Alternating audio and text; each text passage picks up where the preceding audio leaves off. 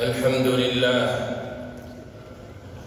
لله مفرج الهموم وكاشف الكرب والغموم، مبدد الأسى والأشجان ومنفس الضيق والأحزان، ومعيذ من استعاذه من الشيطان.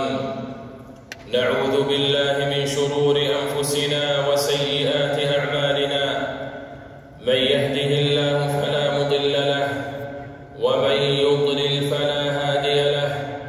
أشهد أن لا إله إلا الله وحده لا شريك له، وأشهد أن محمدًا عبده ورسوله، بلغ الرسالة وأدى الأمانة ونصح الأمة وجاهد في الله حق الجهاد حتى أتاه اليقين، صلى الله وسلم عليه وعلى آله وصحبه ومن اهتدى بهديه واستنى بسنته إلى يوم الدين.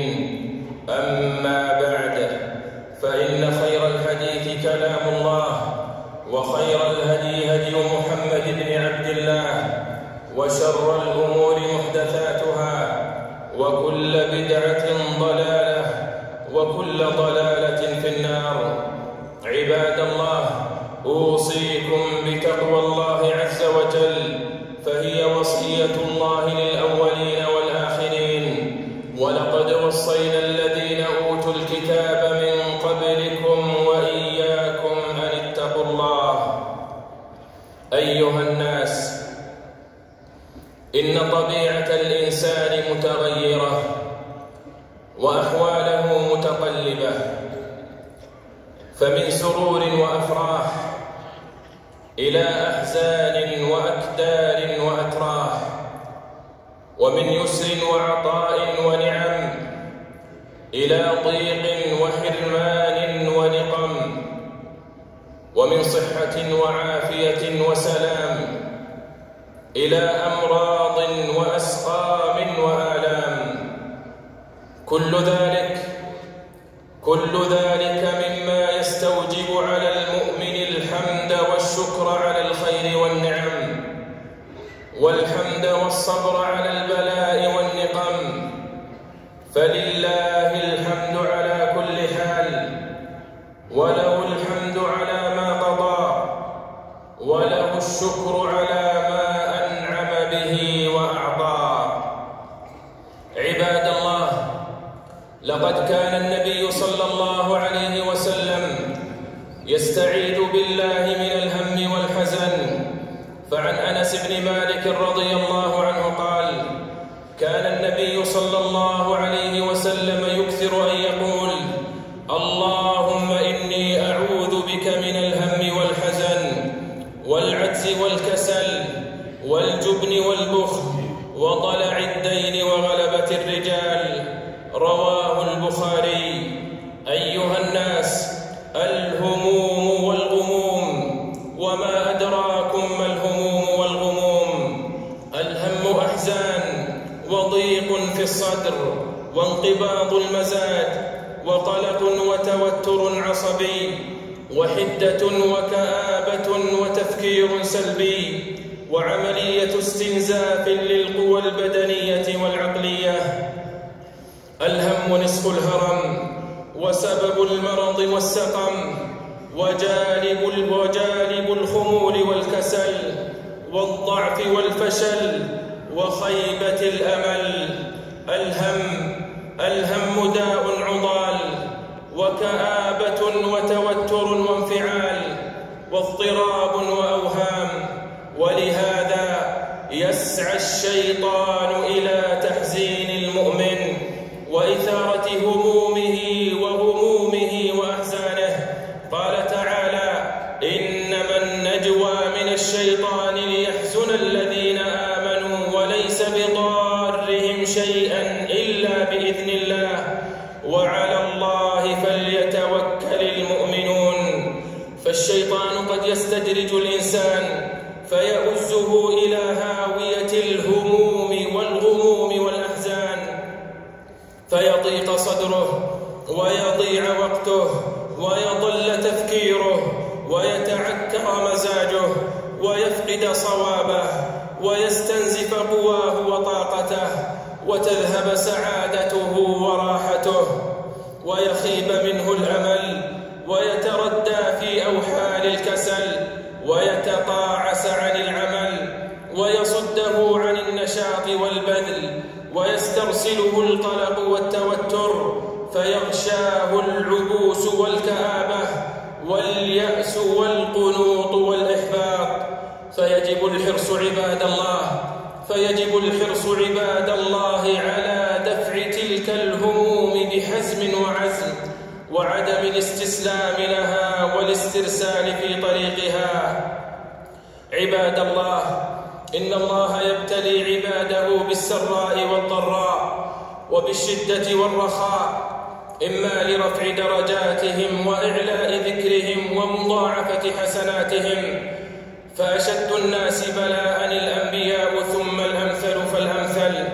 فعن سعد بن مالك رضي الله عنه قال: قلت يا رسول الله، أي الناس أشد بلاء؟ قال: الأنبياء ثم الأمثل فالأمثل. فيبتلى الرجل على حسب دينه، فإن كان دينه صلبا اشتد بلاؤه، وإن كان في دينه رقة ابتلي على حسب دينه. فما يبرح البلاء بالعبد حتى يتركه يمشي على الأرض ما عليه خطيئة.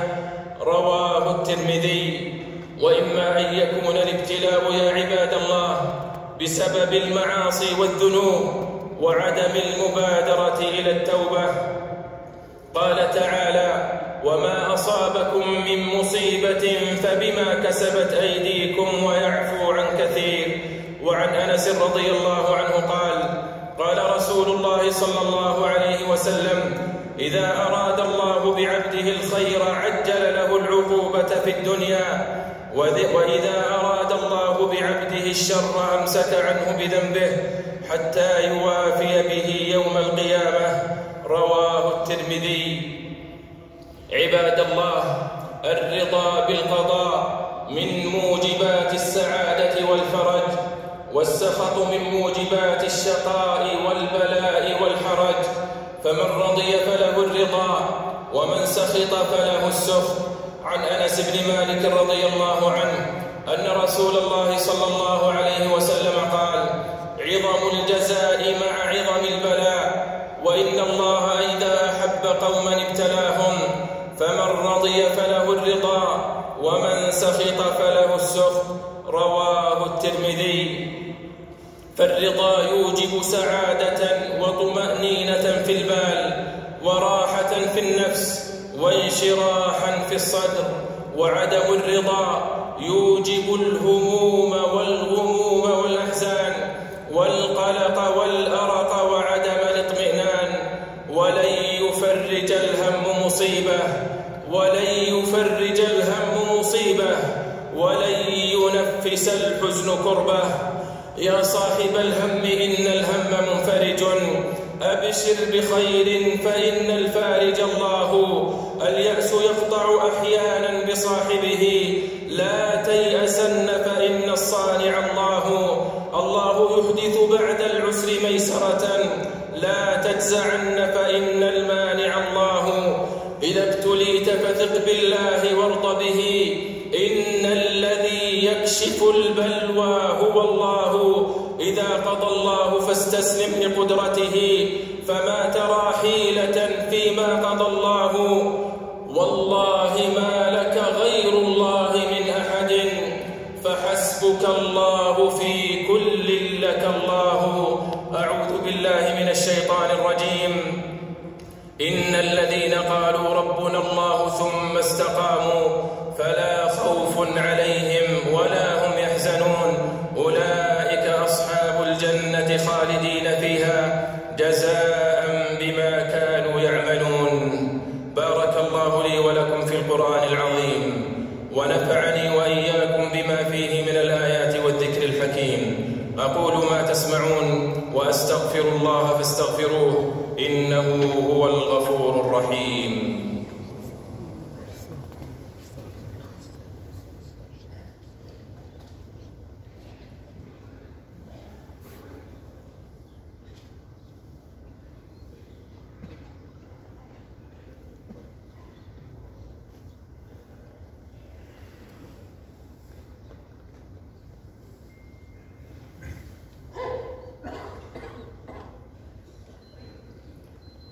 لله على إحسانه، والشكر له على توفيقه وامتنانه، وأشهد أن لا إله إلا الله وحده لا شريك له تعظيما لشانه، وأشهد أن محمدًا عبده ورسوله الداعي إلى رضوانه، صلى الله عليه وعلى آله وأصحابه وسلم تسليما كثيرا.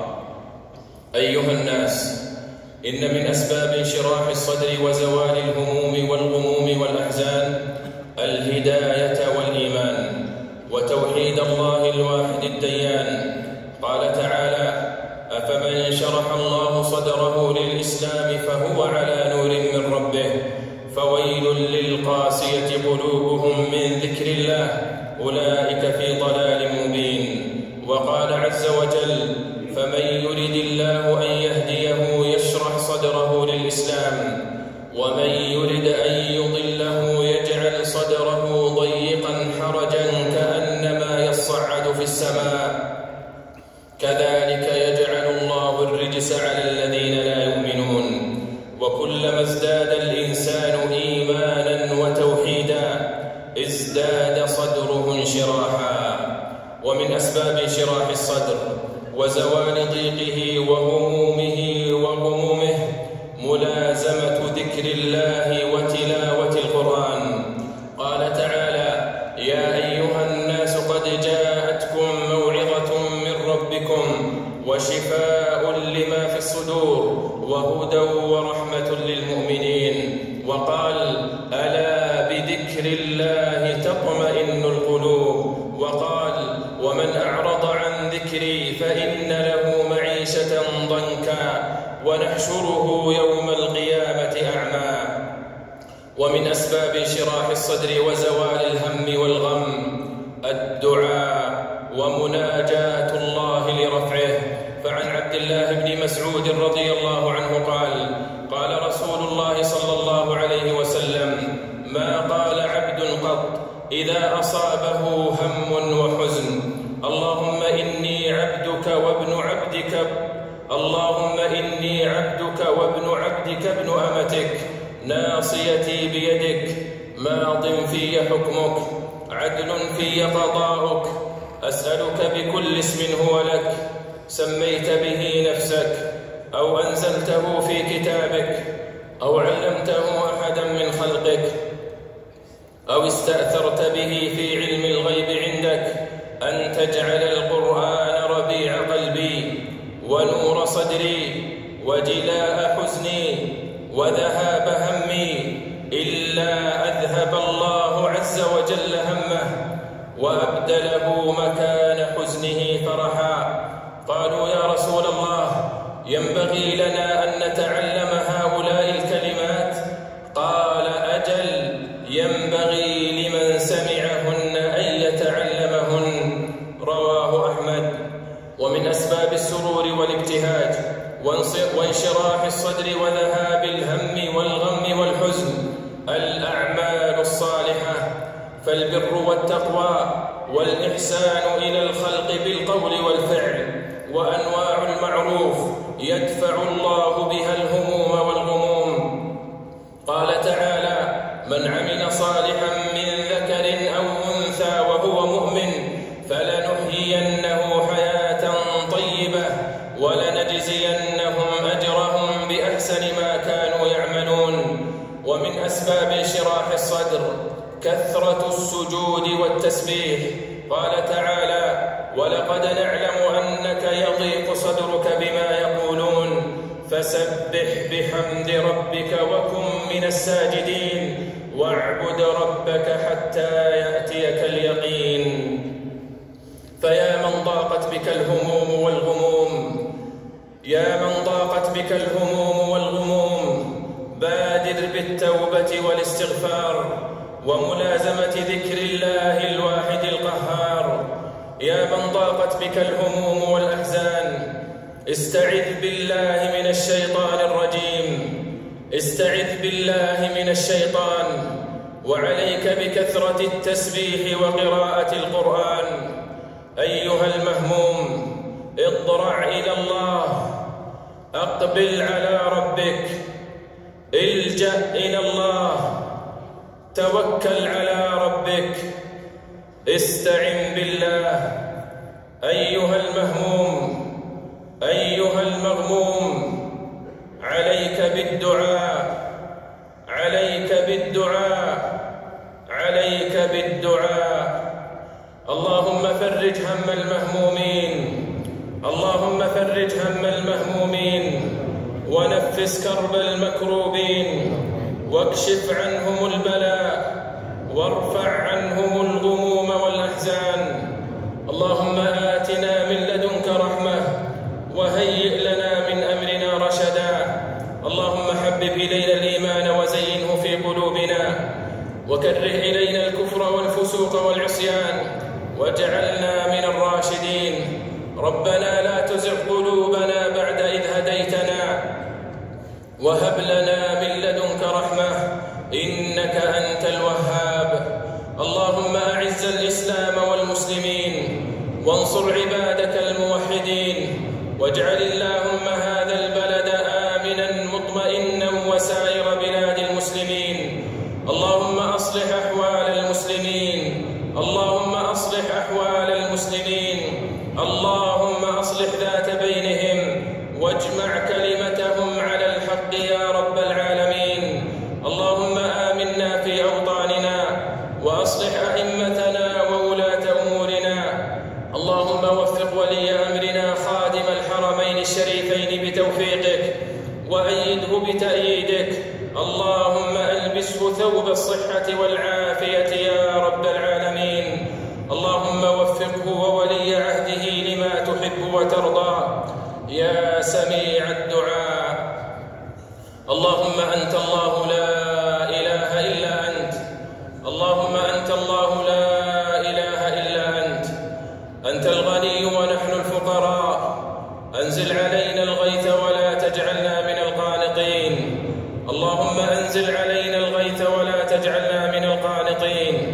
اللهم أغثنا، اللهم أغثنا، اللهم أغثنا غيثا هنيئا مريئا، صحا غدقا، نافعا مجللا غير ضار، تحيي به البلاد وتجعله بلاغا للحاضر والباد.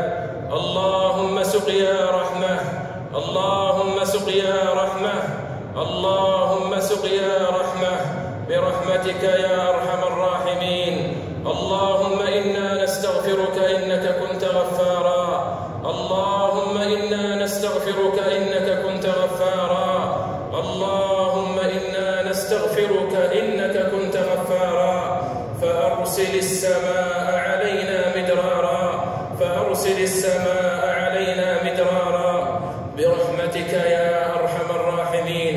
اللهم تقبل منا إنك أنت السميع العليم، وتب علينا إنك أنت التواب الرحيم. اللهم صل على